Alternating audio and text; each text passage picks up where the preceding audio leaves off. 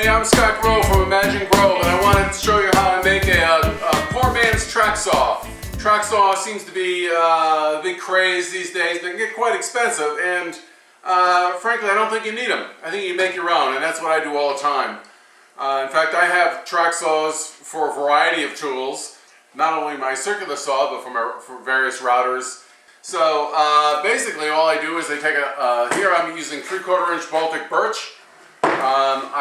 I do own a sliding table saw, so I got a nice straight cut on this, but you could run it over the joiner, just be sure that that's nice and straight. After that, I just glued on a piece of 1/8 inch masonite. I left it extra wide. Basically, I want it wider than the distance between my blade and the inside of my circular saw. After the glue is dry, I simply take my saw and I make a cut. And what that does is gives me an edge that shows me exactly where my cut's going to be. And then all I have to do is, if I want to make an angled cut, I can clamp this down and line this cut up with my line exactly. If I'm cutting veneer plywood and I want a cut good on both sides, usually you would cut from the back so you get a good cut on the bottom. But if you're concerned about this side, you can take a knife and score this also. That'll prevent chip out from the top side. If I want to make a square cut, I can use an accurate framing square here and simply clamp this in place. If I do a lot of square cuts, you could also turn this into a T-square, so you could then screw or glue a 90-degree board or fence on here, and then I can easily slide this back and forth and make really quick cuts.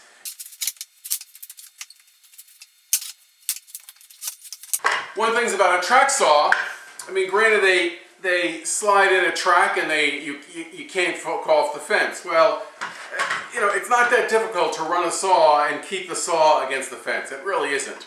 The key to a track saw is having a good blade, a good quality, fine-tooth, fine-cutting saw. That's all you really need.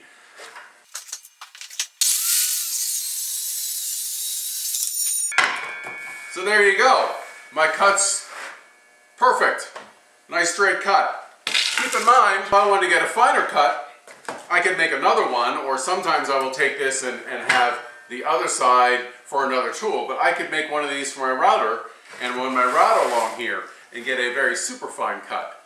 So track saws, they're great, but there's no reason to spend the $500,000, $1,500 for a track saw. You can make your own. Another thing you do is I add sandpaper on the back side, and that helps grip when you clamp this thing down. But there you go.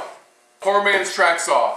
Hope you enjoyed this episode. If you'd like to see more, please visit my YouTube channel, subscribe, Imagine Grove, or go to my website, imaginegrove.com.